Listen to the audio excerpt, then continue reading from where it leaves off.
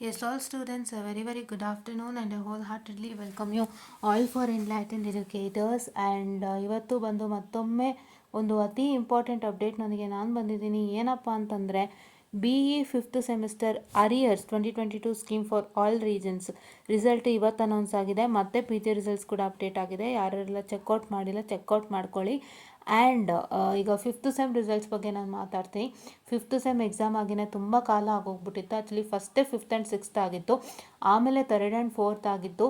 ಈಗ 5th sem ಅರಿಯರ್ result ಈಗ announcement ಮಾಡಿದ್ದಾರೆ. ಸೊ ನಾನು ಒಂದನ್ನು ಹೇಳಲಿಕ್ಕೆ ಬಯಸ್ತೀನಿ ಏನು ಅಂತಂದರೆ, ಇಷ್ಟು ಡಿಲೇ ಆಗಿಬಿಟ್ರೆ ಸ್ಟೂಡೆಂಟ್ಸ್ಗೆ ತುಂಬಾ ಕಷ್ಟ ಆಗುತ್ತೆ. This is what I wanted to mention.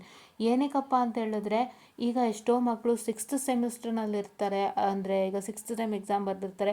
ಆ ಮಕ್ಕಳು ನೆಕ್ಸ್ಟ್ ಪ್ಲೇಸ್ಮೆಂಟ್ಗೆ ಹೋಗಬೇಕು ಅಂದ್ರೆ ಅವ್ರಿಗೆ ಈ ರಿಸಲ್ಟ್ ಸಹಾಯಕವಾಗಿರುತ್ತೆ. ಆ್ಯಂಡ್ ಈ ರಿಸಲ್ಟ್ಸ್ನಲ್ಲಿ ಅವ್ರು ಏನಾದ್ರು ಪಾಸ್ ಆಗಿದ್ರು ಅಂತ ಹೇಳಿದ್ರೆ they are the most luckiest persons to enter into the placements. ಅವ್ರದ್ದೆಲ್ಲ ಕ್ಲಿಯರ್ ಆಗಿಬಿಡುತ್ತೆ ಆ ರೀತಿಯಾಗಿ. ಆ್ಯಂಡ್ ಕೆಲವರು 8th ಸೆಮ್ ಆಚೆ ಹೋಗಿರ್ತಾರೆ, 8th ಸೆಮ್ ಎಲ್ಲ ಕಂಪ್ಲೀಟ್ ಮಾಡಿ. ಅವ್ರಿಗೆ ಯಾವ್ದಾದ್ರು 5th ಸೆಮ್ನಲ್ಲಿ ಬ್ಯಾಕ್ಲಾಗ್ ಇರ್ತದೆ, ಆ ಮಕ್ಕಳಿಗೂ ಕೂಡ ಒಂದು ಈ ರಿಸಲ್ಟ್ ಸಹಾಯಕಾರಿಯಾಗಿರುತ್ತೆ. ಸೊ ಅವ್ರು ಯಾವ್ದಾದ್ರು ಪ್ಲೇಸ್ಮೆಂಟಿಗೆ ಟ್ರೈ ಮಾಡ್ತಿದ್ರೆ ಅದು ಇದು ಅಷ್ಟರಲ್ಲಿ ರಿಸಲ್ಟ್ ಅವ್ರಿಗೆ ಬರಬೇಕಿರುತ್ತೆ. ಸೊ ಆ ರೀತಿಯಾಗಿ ರಿಸಲ್ಟ್ಗಳು ಸಹಾಯಕಾರಿಯಾಗಿರುತ್ತೆ. ಸೊ ಆ್ಯಂಡ್ ಇನ್ನೊಂದು ನನ್ನ ಮನವಿ ಏನು ಅಂತ ಹೇಳಿದ್ರೆ, ನೀವು ಈಗ 2022 ಸ್ಕೀಮೇ ರನ್ನಿಂಗಲ್ಲಿರೋದು ಪ್ಲಸ್ 22 ಸ್ಕೀಮ್ ಮಕ್ಕಳೇ ಬರಿತಾ ಇರೋದ್ರಿಂದ, ಸೊ ನೀವು ಆದಷ್ಟು 6th ಆ್ಯಂಡ್ 5th ಸೆಮ್ ಒಟ್ಟಿಗೆ ನೀವು ವ್ಯಾಲ್ಯೂಯೇಷನ್ನ ಮಾಡ್ಬೋದು. It's not a big problem. So ನಾನು ಏನು ಹೇಳಕ್ಕೆ ಬಯಸ್ತೀನಿ ಅಂದರೆ, I kindly request VTU. So VTUಗೆ ಒಂದು ನನ್ನ ಸಣ್ಣ ಮನವಿ ಏನಂದರೆ, ಆದಷ್ಟು ಅರಿಯರ್ ರಿಸಲ್ಟ್ಸ್ನೂ ಸ್ವಲ್ಪ ಬೇಗ ಕೊಡಲಿಕ್ಕೆ ಒಂದು ಅವಕಾಶವನ್ನು ಮಾಡಿಕೊಡಿ. ಯಾಕೆಂತ ಹೇಳಿದ್ರೆ ಎಷ್ಟೋ ಮಕ್ಕಳಿಗೆ ಅರಿಯರ್ ರಿಸಲ್ಟ್ಸ್ ಕೂಡ ಬೇಕಾಗಿರುತ್ತೆ ಆನ್ ಟೈಮ್.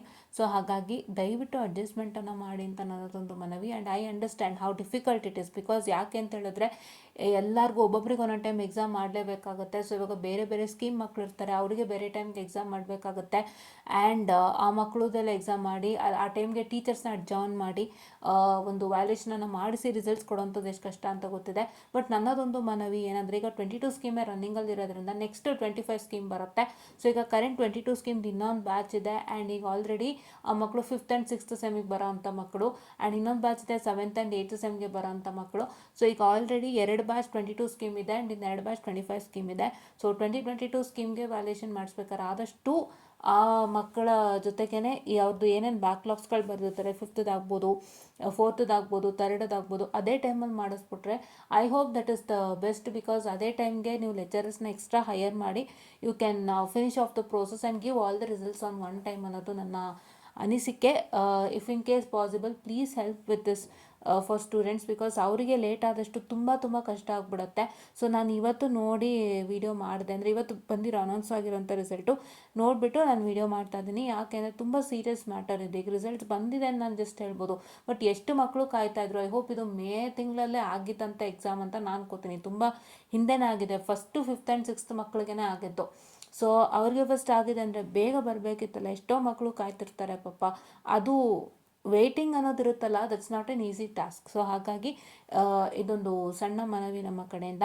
ಸೊ ಆದಷ್ಟು ನಾನು ಏನು ಹೇಳ್ತೀನಿ ಅಂದರೆ, ಎಲ್ಲರಿಗೂ ನೀವೇನು ಮಾಡ್ತೀರಾ ಅಂತಂದರೆ, ಇವಾಗ ಅನ್ವಿತ್ ಕಟೀಲ್ ಬ್ರದರ್ ಅವರು ತುಂಬ ಆ್ಯಕ್ಟಿವ್ ಇದ್ದಾರೆ ಸ್ಟೂಡೆಂಟ್ಸ್ಗೋಸ್ಕರ. ಸೊ ಅನ್ವಿತ್ ಕಟೀಲ್ ಬ್ರದರ್ದು ತುಂಬ ಪೋಸ್ಟ್ಗಳು ಬರ್ತಿದೆ ಸ್ಟೂಡೆಂಟ್ಸ್ಗೋಸ್ಕರ. ಸೊ ನನ್ನದೊಂದು ಸಣ್ಣ ಮನವಿ ಏನು ಅಂದರೆ, ನೀವೆಲ್ಲ ಯಾರು ಫೇಸ್ ಮಾಡ್ತಿದ್ದೀರಿ ಸಮಸ್ಯೆಗಳು, ವ್ಯಾಲ್ಯೂಯೇಷನ್ ನೀಟಾಗಿ ಆಗ್ತಿಲ್ಲ ಅನ್ನೋಂಥದ್ದು, ಅದು ನಿಮ್ಮ ಪರ್ಸ್ನಲ್ ಸಮಸ್ಯೆಗಳು. ಅಂದರೆ ಒಬ್ಬೊಬ್ರಿಗೆ ಒಂದೊಂದು ಥರ ಇರುತ್ತೆ. ಕೆಲವ್ರಿಗೆ ವ್ಯಾಲ್ಯೂಯೇಷನ್ ಚೆನ್ನಾಗಿರುತ್ತೆ, ಕೆಲವ್ರಿಗೆ ಚೆನ್ನಾಗಿ ಬರ್ದು ವ್ಯಾಲ್ಯೂಯೇಷನ್ ಅದರಲ್ಲಿ ಕೊಟ್ಟಿರೋದಿಲ್ಲ ಮಾರ್ಕ್ಸು. ಸೊ ಅದನ್ನು I can't tell that, because I can't directly blame anybody. So it is like ಅದು ನಿಮ್ಮ ಪರ್ಸ್ನಲ್ ಪ್ರಾಬ್ಲಮ್ ಆಗಿರುತ್ತೆ. ಇವಾಗ ನನಗೆ ಎಷ್ಟೋ ಮಕ್ಕಳು they say that valuation is not really that good, we have written everything but valuation is not that good ಅಂತ ಸುಮಾರು ಜನ ಹೇಳಿದ್ದುಂಟು. ಆದರೆ ಇವಾಗ ನಾನು 2 ಚಾನ್ಸ್ ಇದೆ ಅಲ್ಲಿ. ಒಂದು, ಆ ಮಕ್ಕಳೇ ನಾನು ಬರ್ದಿದ್ದೀನಿ ಅಂತ ಹೇಳ್ತಾರೆ, but they have not written that well or they have made some mistakes. ಇವಾಗ ಏನು ಅಂದರೆ, ಎಷ್ಟೋ ಮಕ್ಕಳು ಹೇಳ್ತಾರೆ ನಾವು ಬರ್ದಿದ್ದೀವಿ ಅಂತ, ಬಟ್ ನೀವು ಒಂದು ಸತಿ ಕೂತು ನೀವು ನಿಮ್ಮ ಮಿಸ್ಟೇಕ್ಸ್ಗಳನ್ನ ಚೆಕ್ ಮಾಡಿದಾಗ ಗೊತ್ತಾಗುತ್ತೆ ನೀವೆಲ್ಲಿ ರಾಂಗ್ ಆಗಿದ್ದೀರಾ ಅಂತ.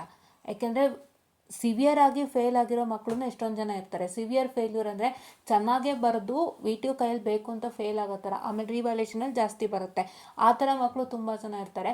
ಆ್ಯಂಡ್ ಕೆಲವರು ನಾನು ಚೆನ್ನಾಗೇ ಬರೆದಿದ್ದೀನಿ, ನಾನು ಪಾಸ್ ಆಗಬೇಕಾಗಿತ್ತು ಅಂತ ಹೇಳ್ಕೊಳ್ತೀರಾ, but you had made some mistake. So 2 ಥರ ಇರುತ್ತಲ್ಲಿ. ಸೊ ಹಂಗಾಗಿ I can't directly blame anybody that VTU is not doing a valuation well ಅನ್ನೋವಂಥದ್ದು. ಆ್ಯಂಡ್ ಏನಂತ ಹೇಳ್ತಾರೆ, ಇದು ನೀವುಗಳು ಬರ್ದಿಲ್ಲ ಅಂತ ಎರಡೂ ಕಡೆ ನಾನು ಹೇಳೋಕ್ಕಾಗಲ್ಲ. ಏನು ಅಂದರೆ ಅದು ನಿಮ್ಮ ಪರ್ಸ್ನಲ್ ಪ್ರಾಬ್ಲಮ್ಸ್ ಅಷ್ಟೇ. ನಾನು ವಿಟಿಯುಗೆ ಸುಮಾರು ಸತಿ ಒಂದು ರಿಕ್ವೆಸ್ಟ್ ವೀಡಿಯೋನಲ್ಲಿ ಮಾಡ್ತಾನೆ ಇರ್ತೀನಿ. ಏನು ಅಂದರೆ ಫೇರ್ ಇವ್ಯಾಲ್ಯೂಯೇಷನ್ ಆಗಲಿ, ಎಷ್ಟೋ ಮಕ್ಕಳು ಆ ಥರ ಹೇಳ್ತಿದ್ದಾರಲ್ಲ ಚೆನ್ನಾಗಿ ಬರೆದಿದ್ರು ಮಾರ್ಕ್ಸ್ ಕೊಟ್ಟಿಲ್ಲ ಅಂತ. ಸೊ ಒಂದು ಸಣ್ಣ ಫೇರ್ ಇವ್ಯಾಲ್ಯೂಯೇಷನ್ ಆಗಲಿ ಅಂತ ನಾನು ಆಲ್ಮೋಸ್ಟ್ ರಿಕ್ವೆಸ್ಟು. ಅದರಿಂದನೇ ಇವತ್ತು ನೀವು ಮುಂದೆ ಬರೋಕ್ಕೆ ಸಾಧ್ಯ. ಇವ್ಯಾಲ್ಯೂಯೇಷನ್ನೇ ಒಂದು ಅಸ್ತ್ರ, ಅದರಿಂದ ಮುಂದೆ ಬರಬೇಕು ಆ್ಯಂಡ್ ನೀವು ಚೆನ್ನಾಗಿ ಬರೀಬೇಕು. ಎರಡೇ ನಿಮಗೆ ಇವಾಗಿರೋದು ವಿಷಯ ಅಲ್ವಾ.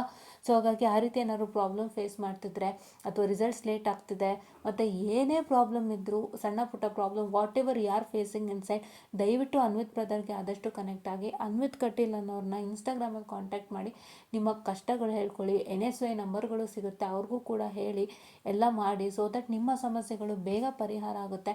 ಯಾಕಂದರೆ ನಿಮ್ಮ ಸಮಸ್ಯೆ ಪರಿಹಾರ ಆದಷ್ಟು ನಿಮಗೆ ಒಳ್ಳೆಯದು. ಇಲ್ಲ ಅಂತಂದರೆ ತುಂಬಾ ಕಷ್ಟ ಆಗ್ಬಿಡುತ್ತೆ. Because this education system has to still improve. ಇವತ್ತು ನೀವು ಫಾರಿನ್ ಎಜುಕೇಷನ್ ಸಿಸ್ಟಮ್ಗಳು ನೋಡಿದ್ರೆ ಇಲ್ಲಿಗಿಂತ ಅದೆಷ್ಟೋ ಚೆನ್ನಾಗಿದೆ. ಸುಮಾರು ಜನ ಇವತ್ತು BE ಮಾಡಿ MS ಹೋಗುವಂಥವ್ರು ಇದ್ದಾರೆ, only because their education system is good. ಅಲ್ಲಿ ಅವ್ರು ಆ್ಯಕ್ಚುಲಿ ಕಷ್ಟಪಟ್ಟು ಕೆಲಸ ಮಾಡ್ತಾನೆ ಓದಿ ಮತ್ತೆ ಅವ್ರು ಒಂದು ಒಳ್ಳೆ ಕೆಲಸಕ್ಕೆ ಹೋಗ್ತಾರೆ. And many students get easily adjusted to there and they have that good dreams ಅಲ್ವಾ. ಸೊ ಹಾಗಾಗಿ ಇನ್ನೂ ಸಣ್ಣ ಪುಟ್ಟ ಬದಲಾವಣೆಗಳಾಗಬೇಕು. ಆ ಬದಲಾವಣೆ ಅನ್ವಿತ್ ಬ್ರದರಿಂದನೂ ಸಾಧ್ಯ ಇದೆ ಆ್ಯಂಡ್ ನಿಮ್ಗಳಿಂದನೂ ಸಾಧ್ಯ ಇದೆ. ಸೊ ಒಂದು ಸಣ್ಣ ರಿಕ್ವೆಸ್ಟು, ಏನೇ ಸಮಸ್ಯೆಗಳಿದ್ರು ಅವ್ರಿಗೆ ಹೇಳ್ಕೊಳ್ಳಿ. ಖಂಡಿತ ಅವರು ಕನೆಕ್ಟ್ ಆಗಿ ನಿಮ್ಮ ಸಮಸ್ಯೆಗಳಿಗೆ ಪರಿಹಾರವನ್ನು ನೀಡ್ತಾರೆ. ಖಂಡಿತವಾಗ್ಲೂ ವ್ಯಾಲಿಡ್ ಸಮಸ್ಯೆಗಳು ತುಂಬ ಇದೆ, ಐ ನೋ ದ್ಯಾಟ್. ಸೊ ಅದು ನೀವು ಕೇಳ್ಕೊಳ್ಳಿ, ಖಂಡಿತ ಪರಿಹಾರ ಸಿಗುತ್ತೆ. ಆ್ಯಂಡ್ VT ಅವ್ರಿಗೆ ಒಂದು ಸಣ್ಣ ಮನವಿ, ರಿಸಲ್ಟ್ಸ್ನ ಆದಷ್ಟು ಬೇಗ ರಿಲೀಸ್ ಮಾಡಿಸ್ಲಿಕ್ಕೆ ಟ್ರೈ ಮಾಡಿ ಅರಿಯರ್ ಮಕ್ಕಳದು. ಬಿಕಾಸ್ ಎಷ್ಟೋ ಜನ ಜಾಬಿಗೆ ಕಾಯ್ತಿರ್ತಾರೆ, ಪ್ಲೇಸ್ಮೆಂಟಿಗೆ ಕಾಯ್ತಿರ್ತಾರೆ, ಅವ್ರಿಗೆಲ್ಲರಿಗೂ ಒಂದು ಸಮಸ್ಯೆ ಆಗುತ್ತೆ. ಸೊ ಹಾಗಾಗಿ ಆ್ಯಂಡ್ ಇಫ್ ಇನ್ ಕೇಸ್ ಅವ್ರಿಗೆ ಏನಾದ್ರು ಹೆಚ್ಚು ಕಮ್ಮಿ ಪ್ರಾಬ್ಲಮ್ಮೇ ಆಯಿತು, ಚೆನ್ನಾಗಿ ಮಾರ್ಕ್ಸ್ ಬಂದಿಲ್ಲ, ಫೇಲ್ ಆಯಿತು ಅಂದರೂ ಕೂಡ ಮತ್ತೆ ರಿವ್ಯಾಲ್ಯೂಯೇಷನ್ಗೆ ಹಾಕ್ಲಿಕ್ಕೋ ಅಥವಾ ಓದಲಿಕ್ಕೋ ಅವ್ರಿಗೆ ಸರಿ ಹೋಗುತ್ತೆ. ಸೊ ಎಲ್ಲ ರೀತಿಯಾಗಿ ನನ್ನದೊಂದು ಸಣ್ಣ ಕಳಕಳಿಯ ಮನವಿ, ಆದಷ್ಟು ಬೇಗ ಅರಿಯರ್ಸ್ದು ಕೂಡ ರಿಸಲ್ಟ್ಸನ್ನು ರಿಲೀಸ್ ಮಾಡಿ. ಆ್ಯಂಡ್ ಯಾವ ಮಕ್ಕಳು ತುಂಬ ಲೇಟಾಗಿ ಕಾಯಿಸ್ಬೇಡಿ ಅಂತ ಹೇಳ್ತಾ, ನೀವೆಲ್ಲ ಮಕ್ಕಳಿಗೂ ನನ್ನ ರಿಕ್ವೆಸ್ಟು, ಆದಷ್ಟು ಅನ್ವಿತ್ ಕಟೀಲ್ ಬ್ರದರ್ ಜೊತೆ ಕನೆಕ್ಷನ್ ಇಟ್ಕೊಳ್ಳಿ. ಸೊ ನಿಮ್ಮ ಸಮಸ್ಯೆಗಳಿಗೆ 100% ಪರಿಹಾರ ಸಿಗುತ್ತೆ ಅಂತ ಹೇಳ್ತಾ, ಥ್ಯಾಂಕ್ ಯು.